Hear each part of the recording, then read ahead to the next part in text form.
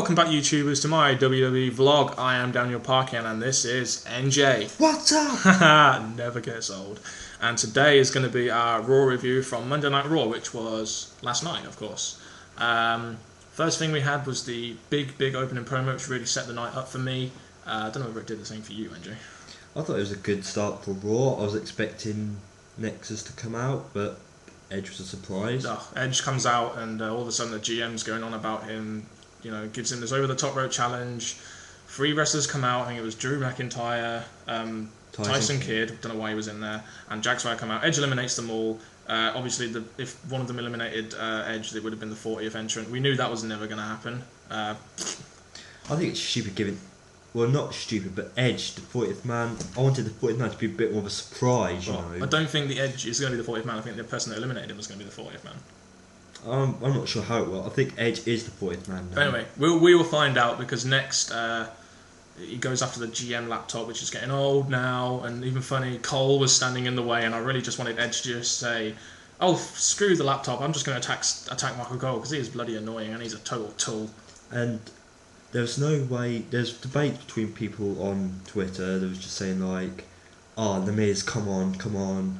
But obviously, if The Miz came down, it wouldn't have worked, because The Miz is a heel, and him coming down to save Michael Cole or save the laptop is a face thing. This is why I have this guy. He's the fantastic WWE mind. Then we get the whole Nexus thing. They come out and introduce Mason Ryan, who talks about something in Welsh. I don't really remember what. Even though I'm British, I still don't really understand what he said. He just said one word. Faith. Ugh, that bloody annoys me. But then the Corre interrupt Mason, and then they have not Mason. Then they hold the Nexus. They can't interrupt one wrestler. They interrupt the whole of Nexus, and then what happens then? One of my favourite parts of that segment, we had Mason Bryan staring eye to eye with Jackson. Oh, that was big. But yeah, of course, they thought, we think they're going to go collide, and then the GM makes this big announcement that it's going to be CM Punk versus Wade. The loser of that match, their team will not be in the Royal Rumble, so big news there. With the special, and even bigger news towards that, the special referee would be John Cena. Pretty good in my opinion. That was a pretty good opening promo, but once again, predictable. The outcome was going to be predictable, which we will say later. Next match we had was Jomo, or John Morrison, Jomo as I like to call him, and Mark Henry versus Sheamus and Del Rio. What are your thoughts on this match, NJ?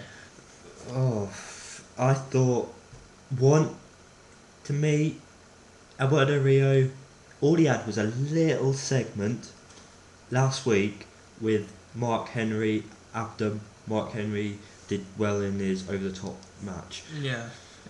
In my opinion, it would have been better if it was Sheamus and Morrison would have been a match, yeah. But yeah, anyway, it was badly put together in my opinion, but I think that's just the way of getting all those wrestlers into the match, and of course Del Rio, who they want to push on Raw. Like they've been doing that recently. Del Rio wins the match with his trademark armbar thingy, whatever it's called, cross arm breaker, I don't know. Well, it's called, but I was hoping for that match for Morrison and Mark Henry to win, because Mark Henry recently has been getting some kind of push, which has now been ruined. Yeah, it would have gone by, I don't think, but it was good to see Mark Henry getting a push, because he's been sidetracked over the years. And Morrison, well, he's been doing brilliantly, so if they gave Mark Henry the win, if let's say Morrison set Mark Henry up for the win, that would have been good, but... I agree, that would have been good. They did that match pretty wrong, but that's just our opinion. All right, the next match, we have Divas Championship, which we thought would be at the Royal Rumble. Melina versus Natalya.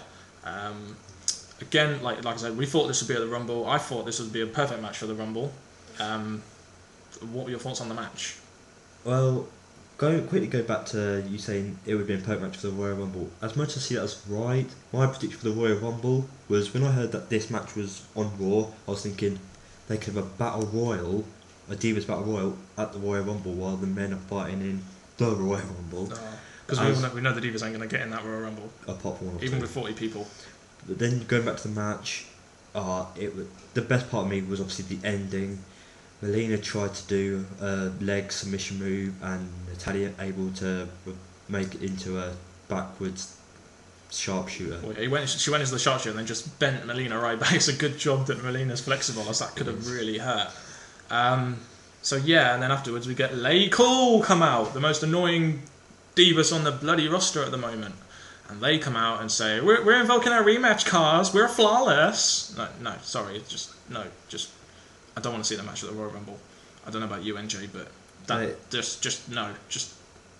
If it happens, or it is going to happen, I want to see Layla turn on Michelle McCool and then go back to being a singles wrestler or diva to go off and do her own thing. Yeah, and I just can't believe it's a handicap match. Again. Just ridiculous. But that's the Diva sphere. Next up we had Edge versus Miz in the Champion versus Champion match, which I thought would be a very good match.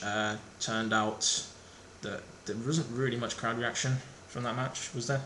No, I was watching thinking, for a Champion versus Champion match, you're expected to get the crowd going wild for the one they wanted to win, but sadly it didn't give them enough heat. Of course, we had the whole introduction of Dolph Ziggler to ringside, and he was, analysing the match and putting his, opinions out there about how he's going to be the next future generation, etc. Then we have Edge about to do his spear, and obviously the zigzag, and down goes Edge. But then the best part of the match came for me. I'm not sure about you, but Orton came and took out Alex Riley, took out Ziggler. Yeah.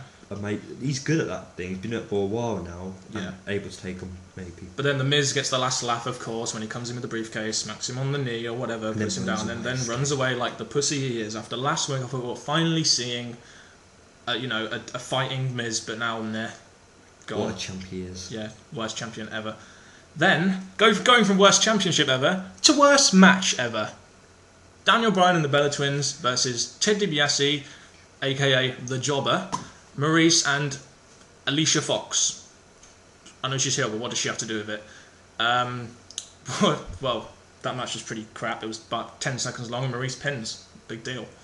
Yeah, and it was the Bella Twins. I have no problem with them. They have a good way of winning matches, but the whole Daniel Bryan thing sucked. Yeah. It's good it came to an end. And then we got the backstage segment where Daniel Bryan and Gail Kim have recorded that Bella's going, and have an argument, then Daniel Bryan and Gail Kim are kissing and blah blah blah blah blah. They have a fight between the two. It's just there. I'm glad that whole thing's ended, but again it's going back into another bloody relationship again with Daniel Bryan. What do they see in him?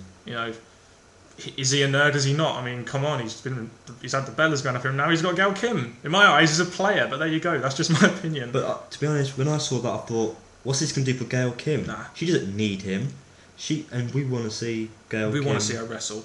Yeah, we just want to see Gail Kim go after that Divas Championship. We need some more Divas in that title. But anyway, let's just go on from that ridiculous match to the Nexus, consisting of McGuilicutty and Harris versus Santino and Kozlov in a non-title match, even though I swear it got announced as a title match. And then Michael corrects himself. Yeah, Michael corrects himself because he's a tool, of course. Pretty much Nexus dominating that match, wasn't it?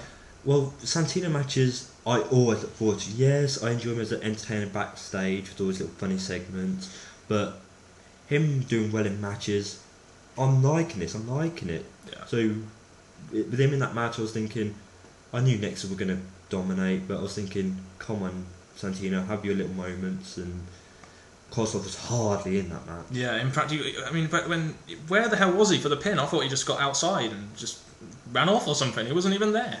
But anyway, Tamina was looking fine as usual. But in my opinion and NJ's opinion, get her wrestling. The Divas need those people. Get her wrestling. Stop making her being a valet. Get her wrestling. Seriously, WWE, come on. Maybe not for the title yet, but at least wrestling again. Because when she was the Usos, whatever they're called, she did have matches with them, and I was like, she can wrestle. Yeah. What? And she's on that stupid Superstar Look Out for 2011 list. Why is she on that if she's not even getting bloody matches? There you go. Right, fine. And then we get on to the main event itself, which is CM Punk versus Wade Barrett with the special referee, John Cena, of course. Now, NJ, how did this match begin? It began. How it began. Yeah. We had we had Cena sending the Core and the Nexus members out. With that, we're about to say, my opinion basically was they didn't do anything to deserve to be sent back. So I think until they done something, leave them there. I did like the idea of it being one-on-one, but that's just my opinion. Yeah, but I was, the match was itself, it just had Cena putting cheap shots in on CM Punk and Wade Barrett going, no, I'm the ref, yeah, I'm the ref, you can't do anything, blah, blah, blah, blah, blah. It was kind of funny at first, but it just got stupid as the match went on. It just wore thin, and, we had that stupid ending with the double disqualification for excessive profanity in the PG era. Cena, what are you doing? NJ? Oh, well, during that match, I was like, with the amount of times Cena was getting teasing in a way, Wade and Punk, I was thinking, are they both going to team up just for tonight against Cena and beat him down? Yeah. That would have been good, but obviously Cena beat them with a plan of his own. Yeah. To be honest, I wanted to see the Corre and the Nexus collide. I thought that would have been good, but instead, towards the end, the GM emails Michael Cole, and I quote, blah, blah, blah, blah, blah, you need to slap that boy. And he says that the GM puts things right by saying that both factions will be in the Royal Rumble, which is good for me because we need him in the Royal Rumble. And then that means more challenges for Cena, but he's only going to overcome them anyway. So what's the point? Cena was forced to apologise to Barrett and Punk, but then beat down on them. Notice how his face changed then. And then we had this whole mass exodus of people coming down to the ring after John Cena beat on Barrett and Punk. To be honest, I didn't mind that, but I was hoping, because before they came down, you did see Nexus one side, Corre the other side, looking down at each other while Cena was like, yeah, come on. To be honest, I would have either liked to see Cena get back in the ring and try and fight his best, try and show you that he's a hero, but he's always going to get beat down by Nexus. But then, sadly and good, down comes Raw. But again, we see the Nexus and the Corre kind of team together, because then we see the whole of the roster team up against Nexus, and John Cena just had to get his swan song in, didn't he, at the end? But there you go, that's just John Cena. And the ending was when we had the whole exodus of people in the ring, the Corre, Nexus, the rest of the superstars, and then it ended just like there. It was just weird. Why did it end there? I wanted to see a bit more. I don't know about you, but I wanted to see more. I wanted to see more wrestling, more banging, punching, kicking, etc. So what was... Oh yeah, another little feature we got at the moment. NJ, what was your quote of the night? Well, it was during the Dolph versus... not Dolph match. During the Miz and... Edge match. Yep. Jerry is speaking to Vicky and says, Vicky, I'm glad you could be here. I thought you'd be at the birth of your next boyfriend. So quote of the night. Funny. That was quite funny, but I am getting a bit fed up with the fat jokes, but there you go, that's just me. Overall I thought this was a pretty good Raw. I thought the opening and ending was good, and it really got me riled up for Royal Rumble, but once again, the card in between, apart from the Edge Miz match, was kind of put together. It seemed like it was thrown about at the last minute. I don't know what you thought about that. Of what, sorry? The matches being sort of thrown together in the middle, yeah, seemingly. This is not the first week it's happened. No. It's happened for a while now. I'm like, WWE, what are you getting at? Maybe we're just trying to make new rivalries start, but that's what the Rumble's for, so save it for then. Yeah, save it for the Royal Rumble. And the best part for you was... Orton kicking ass. While Triple H is not here, I'm glad Orton's having all these big moments of able to take wrestlers out, make it entertaining. Yeah. Good scene. So that was our... unless you wanted to say more. No, that was it. Okay, so that's our thoughts on Raw. What did you guys think of Raw last night? What opinions did you have? Put them in the comment section below. Go on, NJ. Below. Put them in the comment section below. And don't be afraid to ask us questions on our YouTube page or even within comments. I've been Daniel Parkin, and this has been NJ. You can catch us on Twitter at Daniel_Parkin. That's mine. And NJ's, which is NJ17. Of course, catch us on Tumblr, whereas my name is Daniel Parkin on Tumblr. NJ's is NJ... No, not NJ17. WWE NJ. We thank you very much for watching, and we will see you soon. Goodbye.